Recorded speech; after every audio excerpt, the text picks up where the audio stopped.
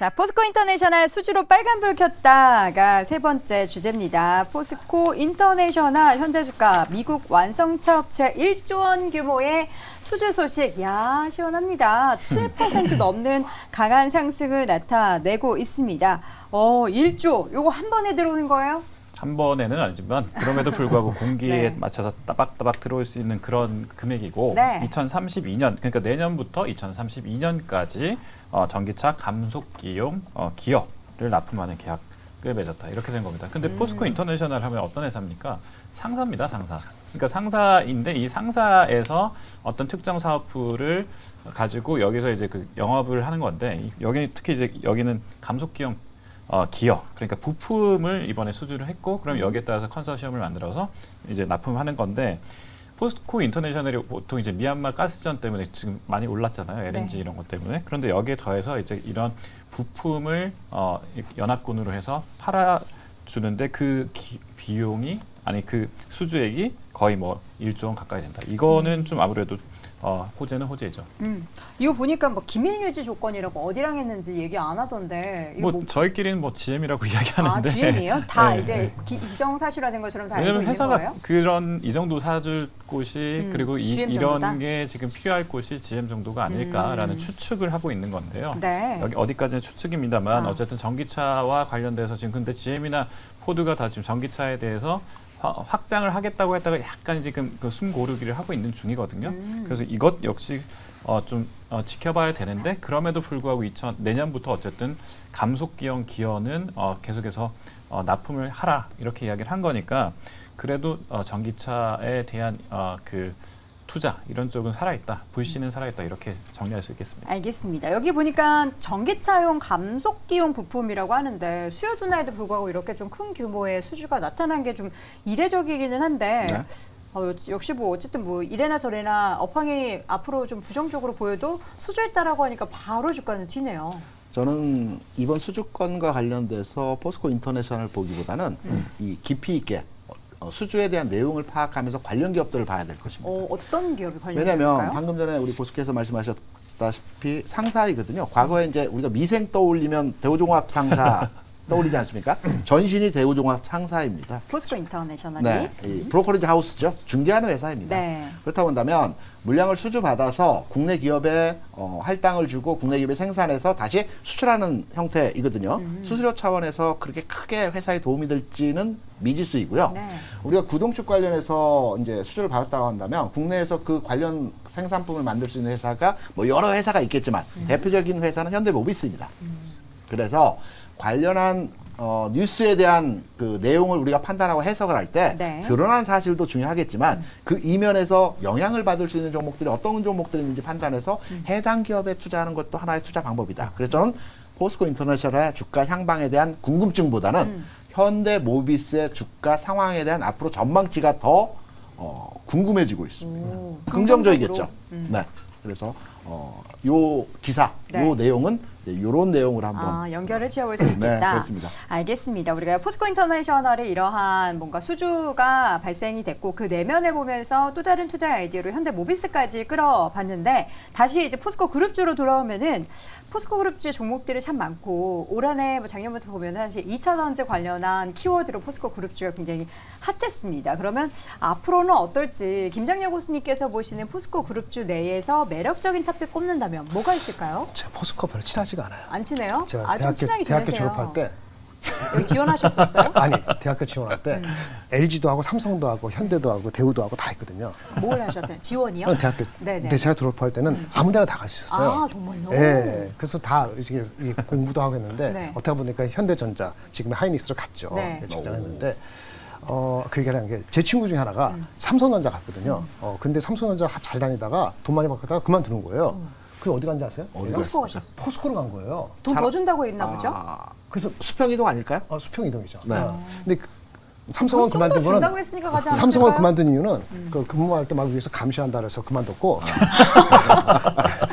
근데 그거 8년 있었거든요. 네네. 근데 포스코에서는 아직도 있어요. 은퇴 안 하고. 그래서 왜 회사가 좀 3년 되니까 편한 거예요. 너무 편하다. 그거 안 좋은 거 아닌가요? 너무 편해. 제가 그 얘기 듣는 순간부터 네. 아 포스코는 볼 필요 없겠다. 저는 그냥 봤는데 최근에 이제 작년 여름 때쯤이죠. 포스코 홀딩스가 눈에 들어왔어요. 그래서 보니까 그때도 리포트가 안 나오더라고. 네. 포스코 홀딩스 왜 안 나온 줄 아세요? 지주회사라서. 아니 그러니까 철강하는 애널리스트는 2차 전지 모르고 2차 전지는 포스코 복잡하고 안 한 거예요. 주가는 그때가 24만 원인가 봤다면 그때 올라갔거든요. 그래서 주가 많이 반영해서 50만 원 올라갔을 때 애널리스트들이 전부 다 60만 원, 70만 원 했을 때 가자. 그 7월 20 며칠 날 저 개인적으로 누가 물어서 다 팔라 그랬어요. 그때는 팔아야 돼. 네, 다 팔아더라고요. 예. 근데 지금 보니까 여전히 포스코 홀딩스의 포텐셜은 있어요. 크게 움직이는데 조금씩 움직이는 것 같아서 다시 보는 중에서 포스코 홀딩스를 보고 싶다. 탑픽이다. 그런데 주가는 한 조금 10% 더 빠져서 앞자리가 바뀌면 좋겠다. 이게 희망입니다. 알겠습니다. 아는 게 없어서 우리 테이블 고수는요? 저는 뭐 반대하지 포스코에서 마세요. 탑픽은 반대하지 마세요. 아니, 결국은 저도 포스코 홀딩스. 포스코 홀딩스 네. 이유가 왜냐면 어떻게 좀 다를까요? 일단 기본적으로 포스코 같은 경우에는 뭐 우리가 바닥권 혹은 적정가라고 불렀던 지금 우리가 2차 전지가 부각되기 전에 적정가가 얼마냐 그러면은 대부분 30만 원을 얘기를 했어요. 네. 30만 원 정도면은 적절하다는 이야기를 했고 거기서 50% 정도 떠 있는 상황입니다.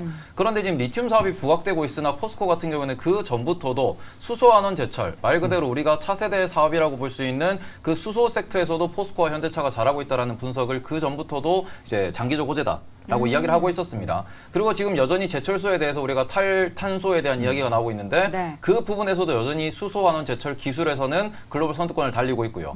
철강 역시도 잘하고 있는 상황에서 그냥 근본적으로 철강만 놓고 보더라도 중국 내에서 아변, 열연, 냉연 가격이 올라가고 있습니다. 이것도 주가에 혹은 실적에는 도움이 되는 포인트라고 볼 수 있습니다. 그렇기 때문에 우리가 철강주니까 그전에는 배당률 한 6% 정도 잡고 이렇게 계산을 하던 거를 지금은 좀 더 프리미엄을 줘서 거래한다라는 관점으로 보신다 그러면은 포스코홀딩스가 포스코 그룹주 내에서는 리튬에 대한 산업에 대한 성장성도 우리가 어느 정도 이제 볼 수 있고 네. 거기다가 기존 철강 산업도 잘하고 있다, 캐시플로우도 좋다. 그리고는 장기적으로는 수소라고 하는 새로운 산업에도 이제 좀 글로벌 선두주자다. 그래서 볼만하다라고 보셨으면 좋겠고 포스코인터 조금만 제가 더하면은 네. 지금 나온 게 1조 원 규모라고 이야기가 나왔어요.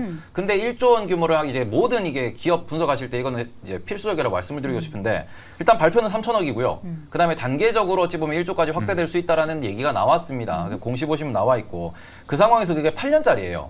그러면 1년에 얼마냐? 1,250억 정도의 매출이 나온다라고 하는 겁니다. 그리고는 포스코 인터내셔널의 매출이 얼마냐? 포스코 인터내셔널의 연간 매출이 한 2천억, 3천억 하는 회사라 그러면은 1,200억이면 어마어마하죠. 33조 하는 회사예요. 33조라서 1,250억은 적다. 네. 그 오늘 7%가 지금 아까 떴었는데 지금 좀 빠져가지고 6% 정도 떠 있는데 요 뜬 게 어찌 보면은 그냥 수급상의 뭔가 공방이다라고 보셔야지 이걸로 가지아를 외치시기에는 네. 너무 좀 숫자가 작다. 네, 그런 부분도 감안하면서 보셨으면 좋겠다라고 말씀드리도록 하겠습니다. 네, 전체 매출 규모 대비해서는 수주 규모를 좀 나눴을 때는 적다라고 또 다시 한번 지적을 해주셨고요.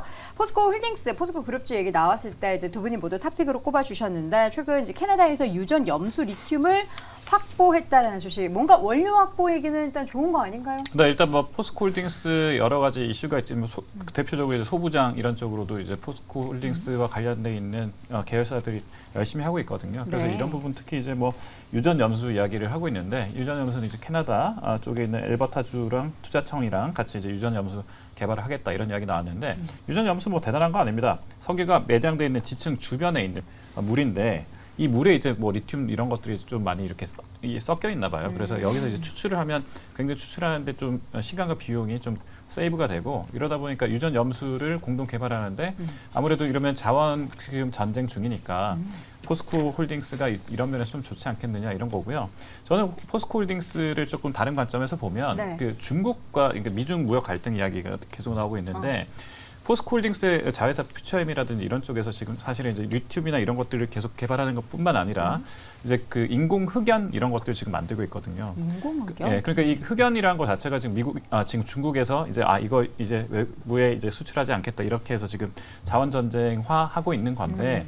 그래서 이제 지금 빠른 시간 내에 8,000톤 가까이 되는 이제 인공 흑연 이런 것들을 지금 포스코 그룹 차원에서 굉장히 빨리 지금 만들고 있는 중입니다. 네. 그래서 이런 것들을 파악해 보면 미중 무역 갈등에서 수혜주 이런 쪽으로 테마가 좀 형성이 됐으면 이런 때에는 왜냐면 우리가 지금 옛날에 그 노노 재팬 했던 시절 기억나시죠? 네. 그때 우리 소부장, 솔브레인 이런 업체들이 엄청 많이 컸잖아요. 그쵸. 그런 게 이제 보면 수입 대체를 하게 되는 거거든요. 그래서 포스코 홀딩스는 수입 대체라든지 아니면 자원 전쟁에서 우위를 점하는 이런 쪽 테마를 보시면 접근 방법이 조금 좋을 것 같습니다. 네, 알겠습니다. 포스코 홀딩스는 두 분 모두 탑피를 꼽아주셨고 또 긍정적인 이야기와 함께 박소고수의 의견까지 확인해봤고요. 네 분의 의견 다시 한번 정리해드리겠습니다.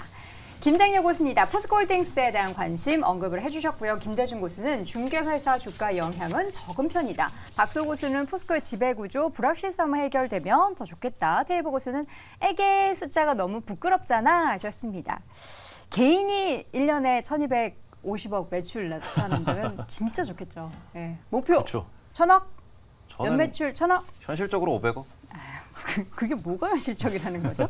예, 알겠습니다. 그 정도는 가능합니다. 예, 알겠습니다. 테이블 고수가 500억 버는 날 여러분 지금 한 3,000분 계시는데 소고기 쏘는 걸로 공약해 보도록 하겠습니다. 자, 오늘 잭탑5 이어지는 2위 주제 확인해 보시죠.